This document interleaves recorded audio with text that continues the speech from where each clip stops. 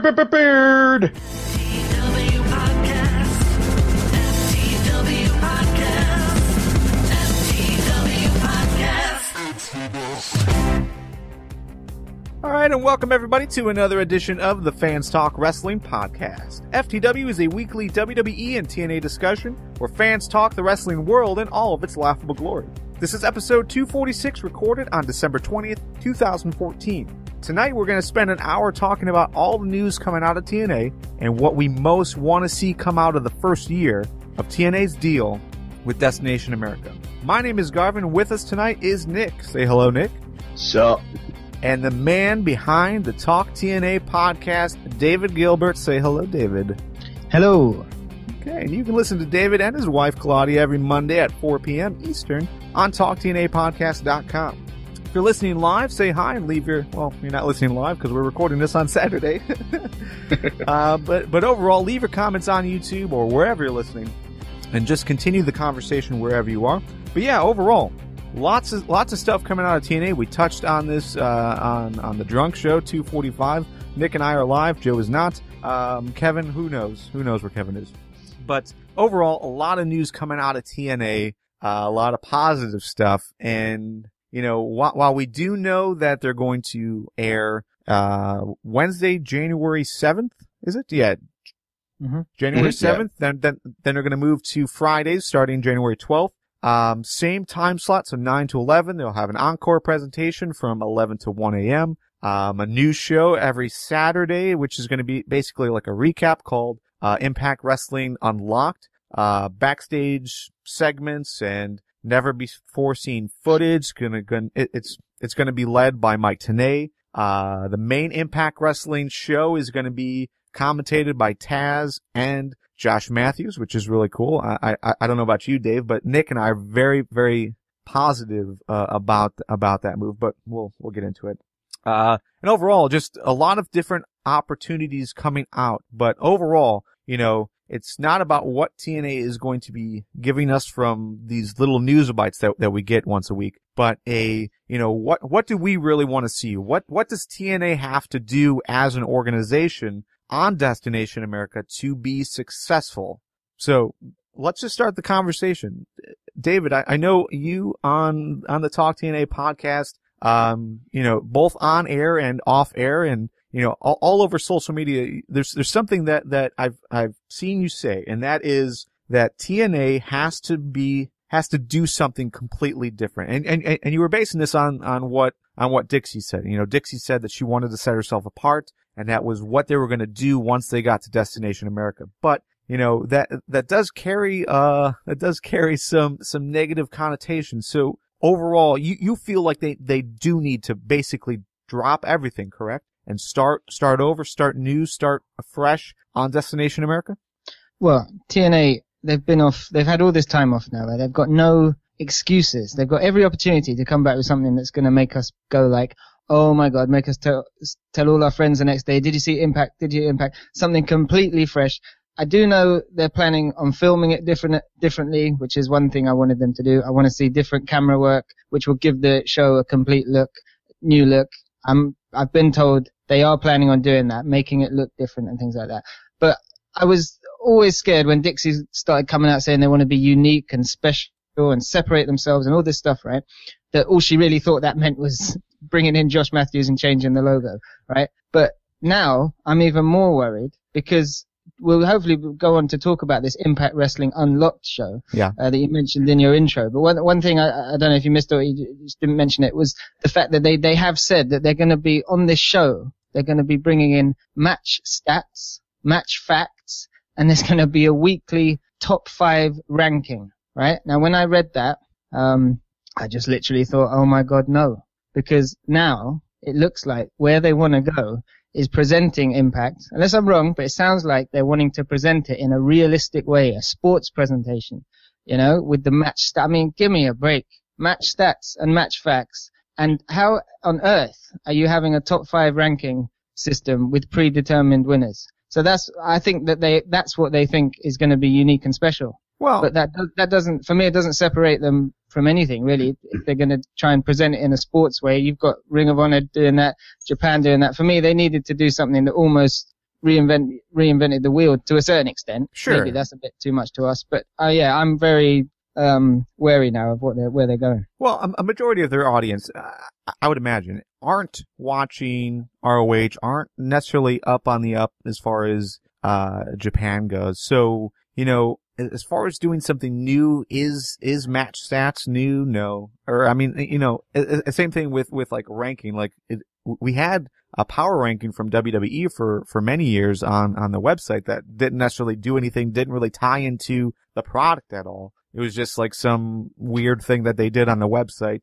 just to get some traffic, just to have a new post every day. So, but presentation wise though, if they do tie this in, if they do, you know, start to treat, the matches as realer, at least, as far as wrestling goes, like that, to me, that doesn't necessarily sound like a bad thing.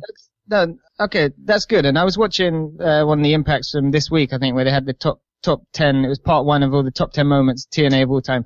And the first match was Samoa Joe against Kurt Angle. You know, when they tried to go all shoot, fight, and MMA crazy. And that was great. I thought that was a great presentation for a one-off, right? So if they're trying to do this, for the whole show, how do you treat someone like the Menagerie realistically? How do you have a top 5 power rankings involving the Menagerie or the Bromans? You see what I mean? You can only do it for certain matches. Well, and then that's gonna, if they do that, that's gonna be ridiculous. It's gonna have it's gonna just feel different. 2 parts to the show. I don't know.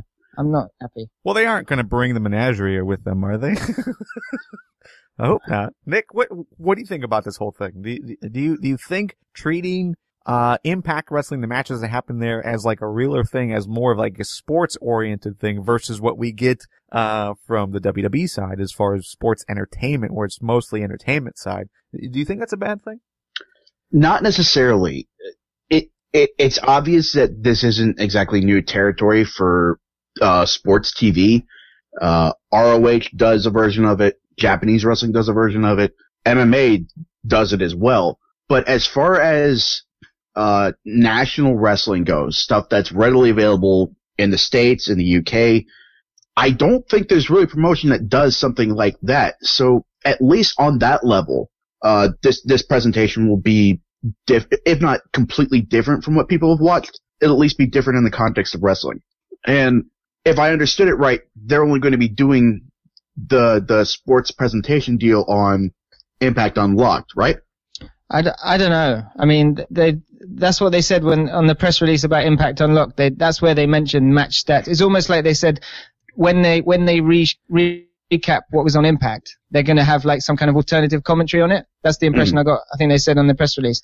So, I mean, what a missed opportunity. Because when this Impact, it's a 2-hour show. Because at first I got it wrong and I thought it was only a 1-hour show. So I thought it was going to be a recap. They've got 2 hours, 10 till 12. Right. I mean, they could do something completely different. But it seems like they're literally doing some kind of glamorized highlight show, which is it seems to me like a total missed opportunity. You know, why not come with something original?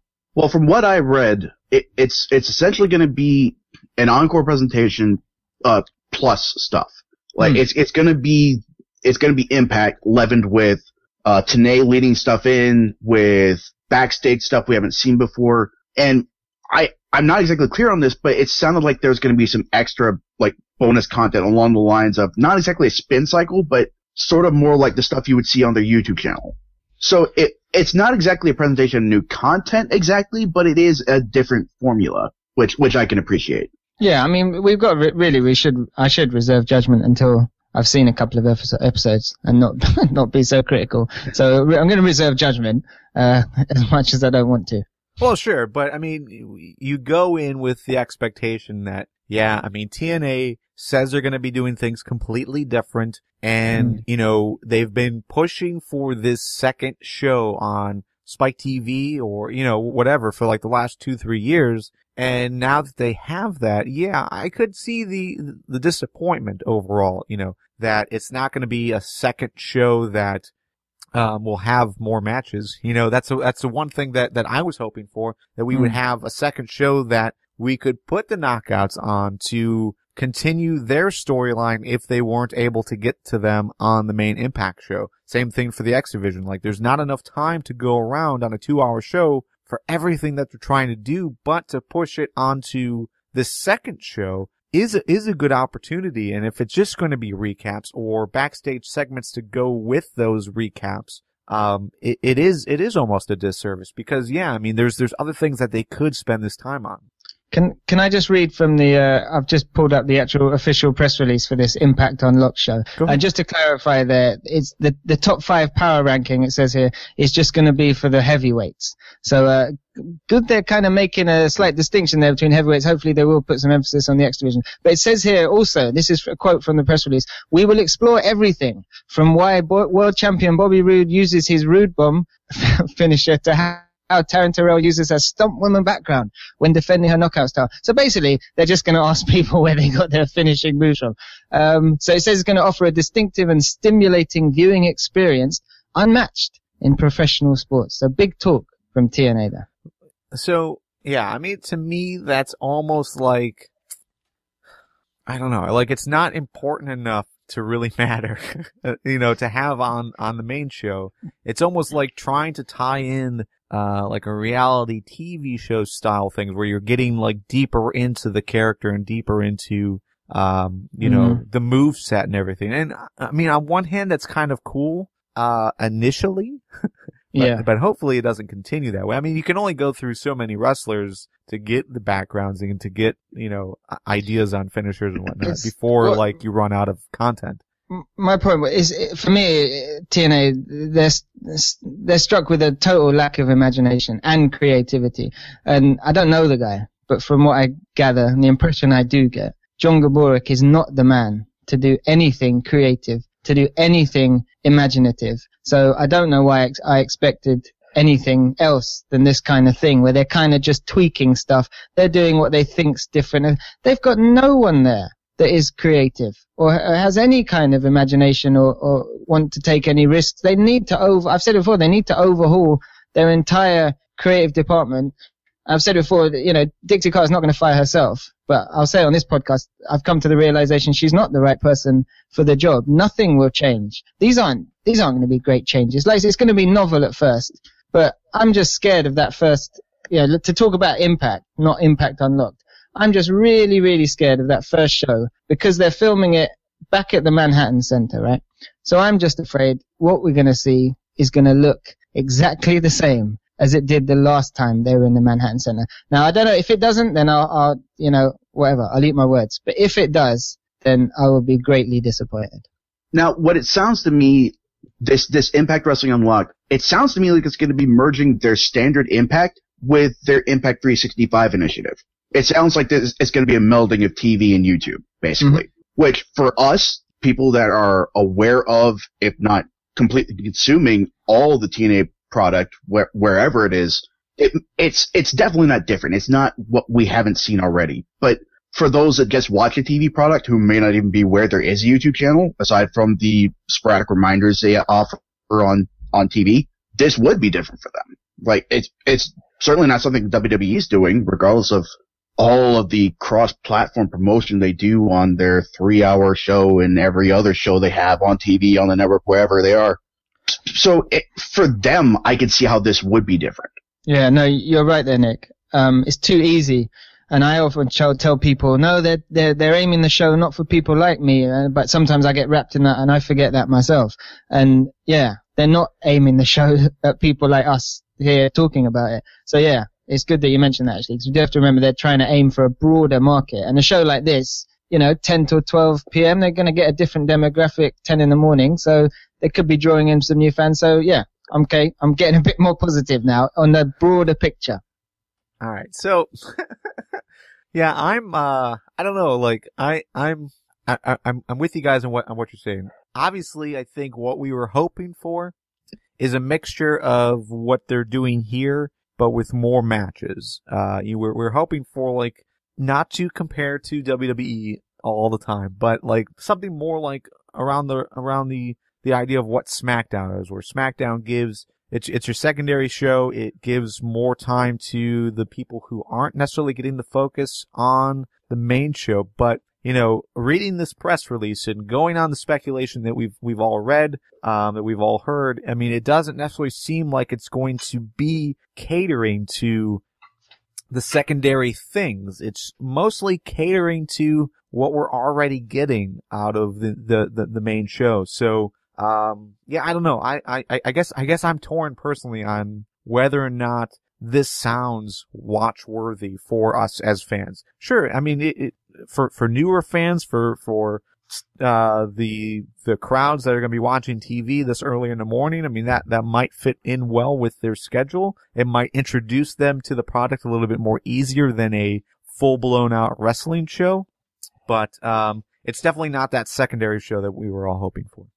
No, I think that's right. It's going to be definitely a show you're going to want to sort of DVR and spin through, but it might be one of those things you're going to feel like you have to watch it because there might be like one 10-minute segment that might be worth watching. Yeah. So, I don't know, man. I think we get back to this whole thing of TNA. Do they know? Do they have a clear direction where they want to go? From the promos that Destination America have shown, it looks like they are because they keep mentioning the word action over and over again. I think they really are. This is my fear because what I wanted, I know I didn't really say it. What I wanted, I want less matches. I don't want to see loads of wrestling. So when I heard, it's going to be action and presented in a sports style, I was just like, because that's why I said they haven't got anyone creative that can do anything different. I want to see more of a move, not towards WWE's term, but yeah, no, I would want to see more entertainment and more, but not entertainment in like what people watch WWE and say it's actually crap, but something intriguing, something compelling, some good storytelling, but they just haven't got the people there to do it, or they just, maybe they just don't want to do that.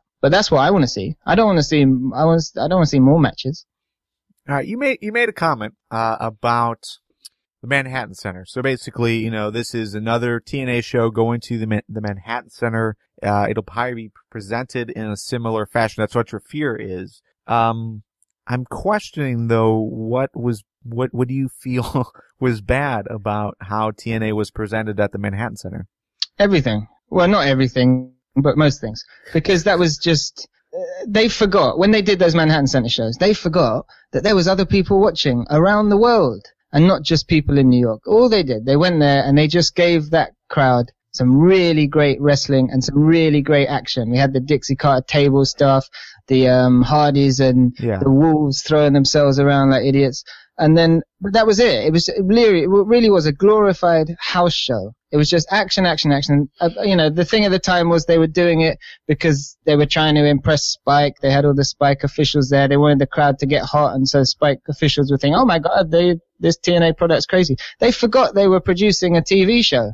I mean, I really did feel insulted watching it because it didn't feel like it was aimed at me, the viewer. It really did seem they were playing to that crowd. And I fear that that's what they're going to go and do again. I don't know. I don't necessarily share the same concerns with that. I mean, the thing is, like, from my perspective, TNA, a glorified house show, a house show for TNA wasn't doing very well as far as like people involved. So as far as a crowd involved, rather. So I don't know. I think that's bad. That's a bad analogy for what TNA did there. I mean, I had the opportunity to go to New York. So I was at New York for the tapings on Thursday, which ended up being Destination X and bits and pieces of other shows, but also the It Happened show. So I mean, them playing to a hot crowd, I don't necessarily see that being a bad thing, considering look at the landscape that we have as far as wrestling goes. There's rarely a hot crowd for WWE. Before this, there was really rarely a hot crowd for TNA. I mean, we're at this point in the industry where it seems like no one is interested in what anyone is doing, but to have a show like what TNA put on at the Manhattan Center. I don't necessarily see the negatives you're seeing because, again, I was there for one night, so my perspective is definitely different because of that. But overall, to have a hot crowd totally into the product every single night for the 3 nights that they were there in September, and then the 3 nights that they were there later on in the year, I don't know. It's a good thing. But my point is going, seeing that into the product, being live there, all you were being fed was match after match, great action. Of course, that was great. That product was really great, but Sounds they were making a television show. Yeah. Right? So, you guys were just seeing the matches. So effectively, you were witnessing sort of a house show. The TNA, they forget they're making TV. And to put on just match after match after match, that's just wrestling. Okay. Reserve that for your pay-per-views, even though they don't have any. That's when I want to see, or your one-night onlys, if they feel compelled to carry on doing those. That's when I want to see the great wrestling action. When I tune into Impact, as far as I'm concerned, and I know I might be in the minority here, but I watch loads of TV. It's just another television show. I want to be entertained, and it has to be, for me, this is just my opinion, but it's the model that I think should work across the board. It has to be more than just great action. So, but on TV though, like what we didn't see, as a live audience was a lot of the segments, but, on TV we did see those backstage segments. So you did tie into those. Are you saying maybe that those didn't do well because they were taped so strangely as far as timetable goes? Or, I mean, having great matches, saying like you're using great and great and great and great and great, and then, but it's not great. So like, what's? Yeah. Well, that's me. You know me, Colin. I come to the realization that as much as I say I'm a wrestling fan, I pretty much dislike wrestling matches. No, I mean, that's not strictly true. I love wrestling matches and great wrestling matches, but they have their place. Sure. And they're not on, it was just so obvious what they were doing. They were just trying to pop that New York crowd. And for the viewer at home, I felt really detached from it because it was just so obvious what they were trying to do. They weren't trying to tell a good story, to make good television. Wrestling matches don't make good television. They make good wrestling matches. I can see the perspective there that they were really hammering it home that they wanted to rebuild a connection with that New York crowd. Like coming out with Taz opening up and all the ECW nostalgia. That was very obvious to anybody watching. And I think I could see how that would take some people out of it. They're not doing it for you at home. They're doing it for the live audience. But on the other hand, I wasn't at New York. I was watching it on TV. I still really enjoyed the vast majority of what I was seeing. Just seeing how hot the crowd was for the product. Even initially when basically all the crowd was chanting was stuff for ECW just because of the environment and all the messages TNA was sending. For me though, it was such a novelty to see such a hot crowd for TNA after spending so long in that hellhole in Florida. It was exciting for me that it was almost like a vicarious excitement, just enjoying how excited other people were for that product. Now maybe that sort of feeling will wear off for me if they keep this up. Like if that's all they do for this next set of New York tapings, maybe I'll be a little more in line with what you're feeling, Dave. But for me, it's just so exciting to see people excited about a wrestling product. Especially TNA. Yeah. I mean, I should be more positive. I just felt that their problem is they tape so many shows because they do 3 nights and they basically tape about 6 or 7 weeks of TV. Mm-hmm. So we're getting to about the 4th week, that every show felt like the last show. This is the problem with taping the way they do. It just merge, and they tape out of order as well. They'll broadcast stuff from last week and they do it all weird the way they edit it, as you found out when you went and saw it live. Right. And so it just starts feeling like you're watching, for me, it felt like I was watching the same stuff. God knows how many matches did like the Wolves and the Hardys and they seem to have just untold matches that all kind of blended into one. And they were great matches, I suppose you can call them that, but I don't know. If they come out and it looks the same as it did, then I'm gonna hit the roof. I'm gonna be more angry than I am now. Yeah, I know my memory is tainted because I did experience one of the shows out there. So to me, knowing what it felt to be in the crowd and then watching it back on TV, I definitely had different vibes going on than maybe someone who like you, Dave. I mean, where you felt kind of detached, but it's weird. Whenever we read blogs and things on the Bleacher Report and whatever, where people are like talking about a show, a lot of the feedback always comes to like, I really wasn't feeling it and the crowd wasn't feeling it. And that seems like that's the common vibe, where if the crowd isn't involved, it's hard for us as wrestling fans watching on TV to get involved because it's so quiet. Because, yeah, it's just this wrestling match, and usually the commentary is awful and not really contributing to it at all. But this seemed to be the opposite. We had very good commentary, I thought. And we had quality matches. But again, tainted because I was there. So, I have a different memory of that whole time period. See, if I can bring up another wrestling product, Lucha Underground, that's a whole different format from anything we're talking about right now. Sure. But one thing that really contributes to my enjoyment of the product is just how much of a part of the show that crowd is. Like, they're always hot for something. They're always excited. They're always responding. And again, you can fail with that a lot with editing. Like, clearly that's heavily edited. But just seeing how active the crowd is, it enhances my enjoyment of that product. And the same goes for TNA. Like, what they did with those New York shows, kind of what they did in Bethlehem at the Sands. Is basically anywhere they've been since they left Florida. I can't hammer it home enough. I hate that place. So, yeah, I definitely want to feel like the wrestlers are doing their damnedest to put on a good product for me. But I think a part of that is they've got to impress. They've got to get responses from the people in the crowd around them in order for that to happen to a degree.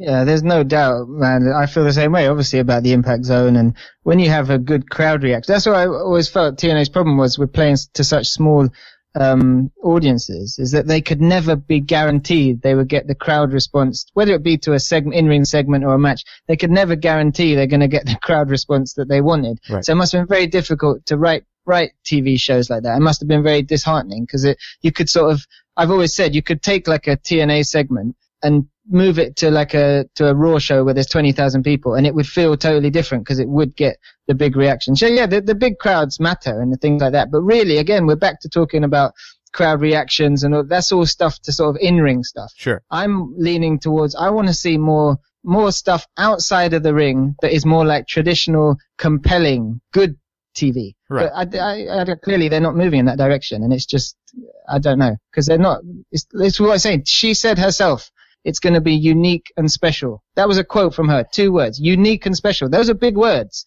Unique, as far as I'm aware, means like pretty much totally different. No one's doing it. And special means it's going to be really, really great. And so they've got a lot to live up to. So we shall see. Mm-hmm. Agreed. Yep. Agreed. We will. We shall see. Overall though, just going back to that, to me, it sounds, David, and correct me if I'm wrong, like, it doesn't necessarily matter what happens in the ring. It's the story that you're looking for. And I'm almost feeling it this way, like the way the year ended outside of like maybe Rude going over Lashley, the rest of the stories didn't necessarily seem to be that totally compelling outside of the matches that were going on. Like the matches like in the tag team division were great. But the story, once we got like the Revolution involved, I really wasn't as attached to it, as much as I was the quality matches that we got with Hardys and 3D. So story-wise, if we just look at the individual title races that we have, it does seem like TNA set themselves up to start anew with a lot of different things outside of the world title race. I mean, like the first Impact on Destination America is going to include Lashley versus Rude, match number 3 for the title. But everything else seems to be out in the open as far as, opportunities go. Like tag teams, we have a new tag team champion with Revolution. When that really wasn't explained a whole lot, so they've got a lot of opportunities there.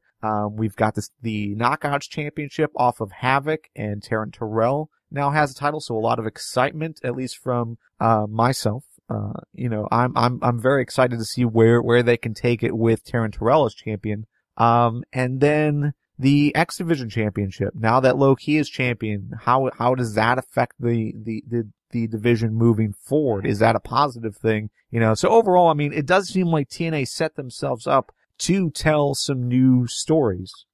Well, they might have done. I think the real reason they got all the titles off everyone was because they were afraid that they weren't going to end up with any TV or anything like that, and that people were going to leave the company and still have the titles. I think that's why they got the title of Joe. That's why they got the title of Davey and Eddie because they weren't sure. I think that Davey was coming back. They look like they are now. So I think that was the reason for a lot of the title changes. And I think with Havoc, they just, for some reason, felt that the crowd weren't responding to Havoc, which is ridiculous because they gave it all of a couple of tapings. So I think that was the real reason for the title changes. I don't think it was any sort of creative decision like, let's start new. And I don't know. I mean, I like the Revolution stuff, but only because I like the performances of James Storm, and I think he's really good in that role. They don't have a clue story. They don't think about stories. They don't tell good stories. Honestly, I watch Impact, and I've said it before, and it's quite sad. If I didn't do my podcast and website, I probably would have stopped watching it, to be honest, because 9 times out of 10, I watch Impact and I think, oh, when's this going to end? And that's the sign of a bad show because, shows that I love like Breaking Bad, True Detective, Lost, things like that, I don't want them to end. Yeah. And when they do end, I'm like, fuck, I'm still thinking about it. And so that is why Impact, you can take that or leave it. And I don't have any good feeling that they're going to change that. They have to start producing some television that is going to make people stand up and take notice and take some pride in what they're putting out. I know I haven't actually answered your question, have I? I don't know. But I like Loki. Okay, let me try and get on track. Loki being the champion works for me. I think he's great. Okay, I'm going to be positive now because I love Loki. Okay. I think he's a great performer. I could watch him all day. So smooth in the ring, makes it look so realistic. He needs to stop the whole like walking like a gorilla and that stuff, like a monkey and all those faces. I don't know what that's about. That needs to stop. But he's great in the ring. He's good. But my thing for the X Division, if people don't know, I'll just briefly outline it. They're obviously probably never going to do this. Is you have the X Division, you keep it completely separate. So Low Key now will never wrestle for the world title. Yeah. And everyone in the X Division will never step up and try and become world champion. They will be a separate X Division and they will really elevate that title. None of this stuff where they think they're elevating the title. If you keep it all separate, then we can just have them have their great matches. That's what they should do with the X Division. I don't think they will. Well, let's talk about that. I mean, because I share the same disappointment in how the X Division is handled. I mean, Samoa Joe's title reign, he came in and said, I'm gonna make this division feel more important, and this is, we're going to highlight the X Division now. And then what does he do? Pretty much ignore all of the great X Division matches that we had. Where people were fighting each other to determine who was going to face Samoa Joe, and he was going off and facing Bobby Lashley.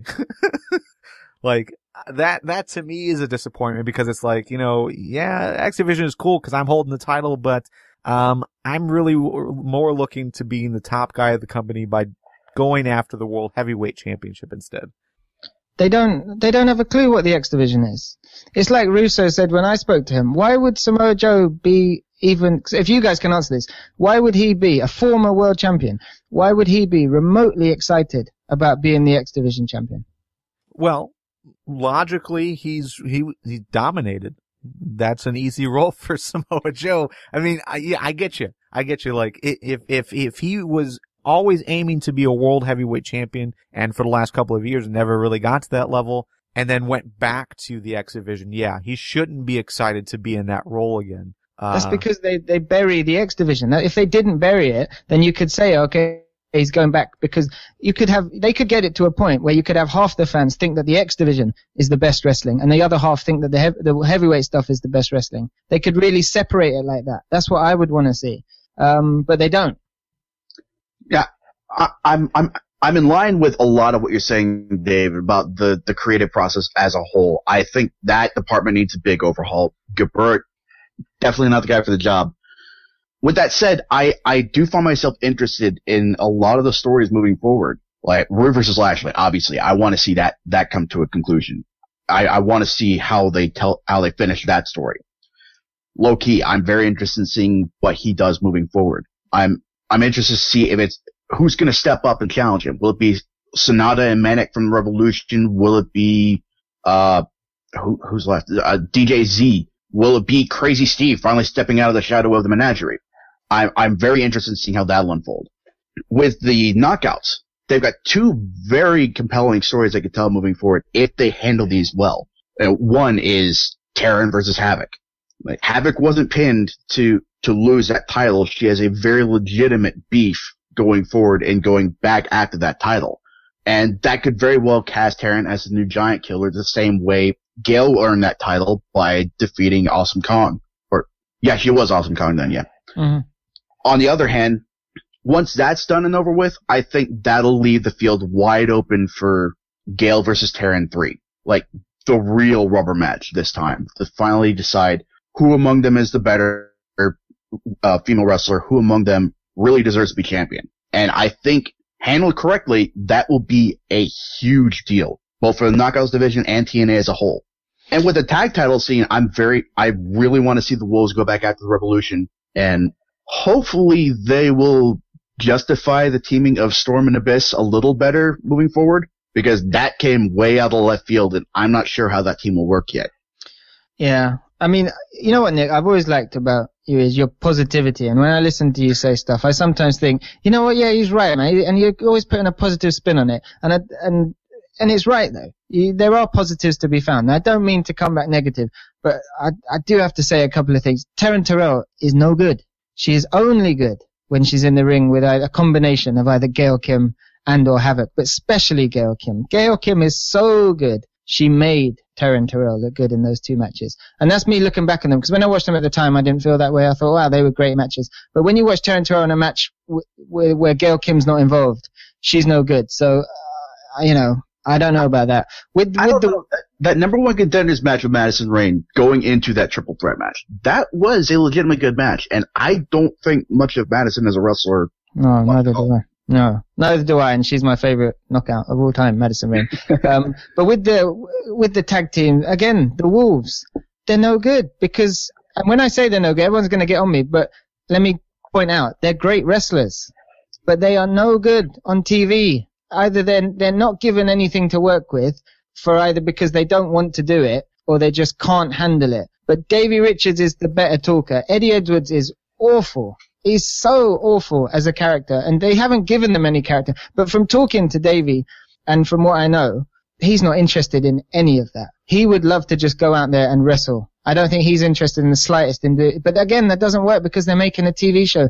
For me, the Wolves are I wouldn't care if they left, because they're not, I don't care whether they win or lose, because they've never been given, to be fair, they've never been given any storylines or any stuff to work with outside of the ring. But I think there's a reason for that. They can't handle it. They can't pull it off. But they shouldn't be on TV. Oh, I don't know if I don't know if I can agree with that, but I will say that the one thing that is a disappointment for me in the tag division is that there is no consistent competition.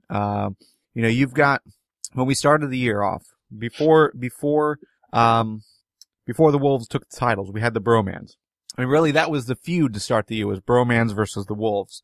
After that, it seems like a blur. I don't really necessarily remember them having a lot of competition outside of, like, we had the Gunner and Storm thing, that it was never about the tag team titles. It was about, like, it was all leading towards them breaking up. We knew what was happening.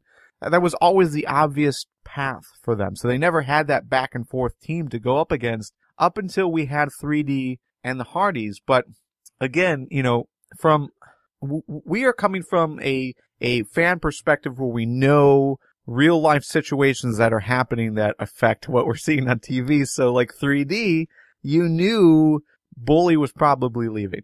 This was Bully's last run.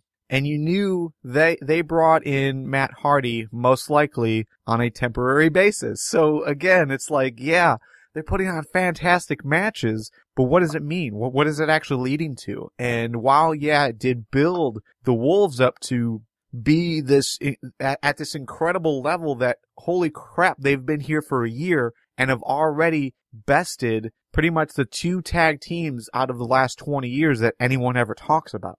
They put them on a pedestal, but there really isn't any other story going on or any active, consistent competition for them to really make that mean as much as it could and as much as it should.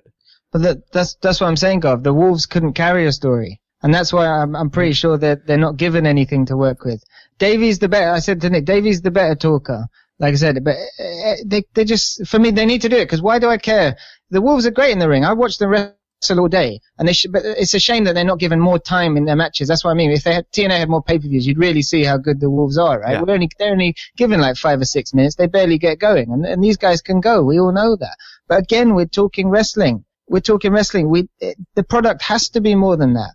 And someone like the Wolves, to be fair, I know it's blunt, they don't belong on a television show. They belong on every wrestling show in the world, and they've proved that. But a team like the Wolves are a prime example of someone that just doesn't belong on television.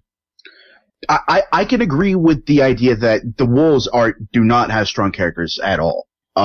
It's been very obvious the way Davey Richards has modeled himself after Chris Benoit. Like, very, very badass in the ring, like completely brings it in the ring. But on the mic, backstage, there's just nothing there. Now, with Benoit, he overcame that, and he became a world champion. With Davey Richards, and to a lesser extent Eddie Edwards, they've overcome that by becoming world champions in ROH, tag champs in ROH, and now tag champs in TNA. I agree and I don't agree with the idea that they can't succeed or they can't be on top as they are now. I think they do have the capacity to improve and improve themselves and get to that point. But I do agree with you on the idea that they're definitely not there yet. Yeah. But again, this is their first year. We also have to keep that in mind that, there is plenty of room to grow and to do better for these guys. So I'm not in the camp to totally give up on them yet. I don't know if I believe the same thing you believe, David, as far as that they can't be good in a situation like a storytelling situation. Yeah, I know that they would probably like being wrestlers more than storytellers, more than on the mic guys, but you can work with that, like WWE did with Benoit, like many others have done with guys who aren't great on the mic. Hook him up with a manager, man. Like when they first brought him in and he was with MVP, that was exciting. Them on their own. I'm in agreement that they seem somewhat green, but also bland. Yeah, well, that is a good word for it, bland. But you're right, great point. Give them a manager. Yeah. TNA, in their infinite wisdom, don't even have the imagination to do that. But you've just come up with the perfect solution, on this podcast. TNA stopped listening to us after a while, I think. We used to give them all kinds of good ideas, and they would do them. I know. I sometimes think that when we're doing our podcast, I think, gee, I should be consulting for Screw Russo, man. Like, we come up with so many good ideas. We do. I don't know about good, but we come up with ideas. Well, we come up with ideas that would work for us. Yeah. All right. So we briefly touched on this, but David, I think you said to me earlier today or yesterday or whenever we last talked, but that you do watch Lucha Underground? Yes. Okay. Yeah. So Lucha Underground, for those that aren't aware, it's basically it's a wrestling show, but the way it's presented is very movie-esque. So it's got a lot of fade-ins and fade-outs, and it's more drama-based. You've got like this weird eerie music playing when a heel is talking backstage, and it's just presented in more of like a TV show style or more of a movie style, and I think that kind of turns off some of the audience who are looking for a traditional wrestling show, but they are taking the gamble in presenting it in this new way that we hadn't seen before. Overall, what do you think TNA should borrow from, or at least learn from, what Lucha Underground is doing right now as they go off into 2015 under Destination America? Well, I think the main thing you can say about Lucha Underground is they know what they are, and they've presented it. They've said, this is what we do, this is what we are as a TV show, and here it is in its entirety, right? They haven't changed it from week to week. Obviously, it's been a taped show, so, like a seasonal TV show, which is what I want to see, which will never happen with TNA and WWE because they don't know what they're doing. But they know what they are. So that's what TNA, first and foremost, they need to know what they are. They need to have a direction, and they don't need to veer off from it if they hear some criticism on a wrestling forum from someone, right? They need to stick to their guns. If it's going to be the sports presentation style, do it 100%. If they're going to do top 5 ranking, don't drop them in 3 months' time. Do it. And I will give them credit for sticking to their guns. So that's first and foremost. Secondly, of course they should borrow from the backstage stuff that Lucha Underground have done. Now, obviously now they'd be accused of ripping it off, right? They won't do it because it costs far less money to just go in with one person holding a camera and film everything and make it awful to watch. It costs a lot of money to set up those the shots that you see on Lucha Underground cost a lot of money. You're talking all the lighting, multiple cameras, multiple takes to get it right, God forbid. One thing annoys me about TNA is we assume.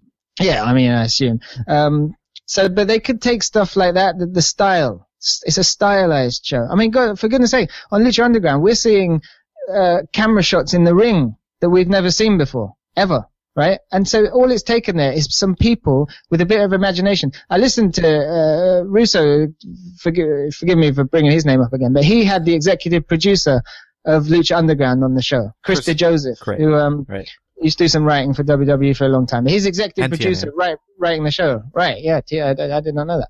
There you go. And he actually said that all the people working on the cameras and stuff, they've never filmed, they've never worked a wrestling show before. So you know what I mean? All it's taken is bringing in some new people, thinking outside the box and things like that. This is what I mean. I don't have any confidence that things will change at TNA because they've got the same people there. And it's wishful thinking if we think that the same people are going to suddenly do everything or some things really different. But if they can at least take from Lucha Underground is just decide what they want to be and just stick to it, basically. Yeah, I agree with the main thrust of that. You got to be careful not to go too overboard with bringing extra people in because then you end up with the WWE with people who have never seen wrestling before in their life running things. But yeah, it's definitely great to have those outside perspectives come in and shake things up. You know, one thing I like about Lucha Underground, bizarrely, is that as the weeks have gone on, I've actually enjoyed the wrestling more than the backstage stuff. First of all, it was just like, wow, the backstage stuff's really great. Because if you film someone with like, film it like a movie, everyone looks good. Like, Conan looked great and stuff just because of the way it was filmed, right? But for me, that novelty's kind of worn off in a way. And the main guy, Cueto, even though he's an actor, trained actor, he's not actually that good. For me, he's the weak link. He's very like hammy and overdoes things, right? So that side of things worn off for me a little bit. I think the matches are great, and they're like some of the main events are like 20 minutes. They had that ladder match, which was great. I shouldn't enjoy that because it is a spot fest ladder match, but I did enjoy it, so I'm going to admit it. So yeah, for me, the wrestling's really good as well, partly because of the way it's edited and filmed. Nick, from Lucha Underground, what do you think that TNA needs to borrow from, at least like that? Like, because obviously Lucha Underground is doing something completely different. They're trying to present this in a completely different manner. That's what TNA says they want to do. Is there anything that Lucha Underground is doing that TNA should borrow from? One of the main things I think TNA could learn from is Lucha Underground is paced incredibly well. It seems like they ramp up the pace of their matches throughout the course of the show. Like, he usually doesn't start off right off the bat, but in the early goings of the show, you got Mil Muertes. And while he's not exactly a slow, plodding heavyweight bruiser, he's definitely slower paced in his match than, say, Phoenix or Drago. Right. It's obvious that they know what they're doing when they're putting together the card for the show, in that it ramps up in intensity and excitement. TNA has sort of a handle on that, but they could definitely stand to improve there. Another part of Lucha Underground's appeal to me is just the overall time. It's an hour-long show. I don't necessarily think Impact needs to be cut down to an hour, but then again, there's also the appeal of their other show, Explosion, which is just a classic match and a singles match, usually X Division or somebody that could be in the X Division. Yeah, or knockouts. Yeah, or the knockouts. It's a lot more digestible. It's a lot easier to handle, basically. So if you can't trim the program down to an hour, you can at least pace it better. You can at least make it more digestible for the viewer by balancing things out a little bit better. All right. So this, what you just said, Nick, it really ties into something that was talked about in David, your interview with Vince Russo. And I think other variants of your podcast as far as different episodes and whatnot. And one thing that seems to key in on that I'm totally into the idea of now, and that is, watching Lucha Underground is just like every other TV show I watch, whether it's Star Trek: The Next Generation or Sherlock or Doctor Who or whatever it is, by the time we get to the end of the episode, I not only think, holy crap, we're already at the end, but I'm also thinking, man, I cannot wait to see what happens next, what the next episode is going to entail. I feel that way with Lucha Underground. That's how you should feel with a good TV show. If you don't feel that way at the end of a TV show, you generally, I know I'm this way. I usually give each series that I try 3 episodes. And if by the 3rd episode I'm still not into it, if I still don't feel like it's a good series, I stop watching. David, like you said, if you weren't doing the podcast or the website, you might give up, watching Impact anymore. Same thing with Vince Russo. If he wasn't doing, his website, he wouldn't watch Raw every week because it's awful. And I have felt that way at the end of TNA. So if there's one thing that I wish TNA could pull from Lucha Underground, it is everything that we've talked about already tonight. It's spending more time on writing compelling storylines. And you don't necessarily have to tape it a certain way. You don't have to, present it in a new way. You just need to present good stories that are consistent, that will leave us as viewers as, wanting more. And that's kind of like an intangible that wrestling hasn't really had in a long, long time. Exactly. Look at a show like I know I keep mentioning it, but it's like I only watched 2 shows. Like True Detective, Breaking Bad, but the shows you mentioned, Sherlock, Doctor Who, things like that. People go onto forums and discuss the story. They say, they come up with their own theories. What could this mean? What could that mean? And it all gets played out and people are talking about it. It's quite easy to do that with wrestling. Probably much easier because you don't have the rule book, although certain people think there are rules to how you present wrestling. There aren't. You can do anything. You can have any storyline. So they've got so much freedom. They could tell amazing storylines. But once again, they either think that they don't want to do that or they just haven't got the people to do that. Right. But we need to start holding wrestling television to the same level of criticism that we do all the other TV shows we watch. Too many fans or so-called fans of wrestling, they give Impact and Raw, they give it a pass. Oh yeah, it is crap, but it's wrestling. No, this is television. This is your time. I'm like preaching now to people, but like your time is precious. Don't waste it watching rubbish TV. But that's what you're doing. That's what Impact and people, I don't watch Raw too much, but I know people think that about Raw. You're being fed rubbish television. And let's be honest, it is rubbish. Okay? If I were to write a top 10 list of TV shows that I've watched over the last year, Impact would not be on there. Right? And I feel sad saying that because I have a lot of respect and I like a lot of the people that work there and I want them to do well, but that's the truth of the matter. That's not hating on TNA. That's being realistic. Okay, they need to start upping their game and because they need to remember as well, they really are just a television product at this stage. They don't have live events. They might be coming back in 2015, but who knows? But they are really, that's all they are, is a television product. So they need to start acting like one and they really need to up their game. Okay. So overall, I think TNA, the way TNA ended 2014, you could pin it on some off-camera things as far as reason why they took titles off of different people. I'm excited about the knockouts, as long as they do 2 things. One, they actually give the knockouts some storylines.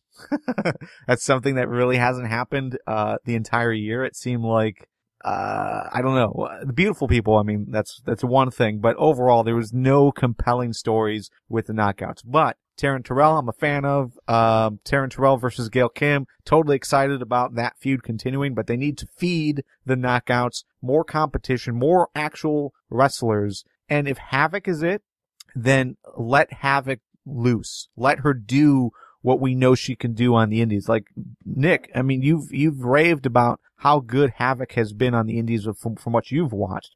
We didn't really get any of that, with her run in TNA. I want to see more of that. I want to see what she can do in the ring and the stories that she can tell. But you can do the same thing. You can say the same thing about any other title race right now. It's like outside of the World Heavyweight Championship. But, tag teams, we need more competition, but we need more compelling storylines. And we need these guys to be, with the Wolves, feed them a manager, give them someone to speak for them if you don't have the faith in them to do anything outside of wrestling. And yeah, overall, I don't know. I don't really know how much, like, what else is there? We need more competition. We need more compelling storylines, and giving us a recap show with some backstage segments. And hey, this is how Bobby Roode got his finisher. That's not enticing. That's not, watchable. That's not interesting at all. So obviously a lot of expectations, a lot of things that we want to see. Do you guys have faith in TNA to provide not only what we want, but what they need to survive? I do.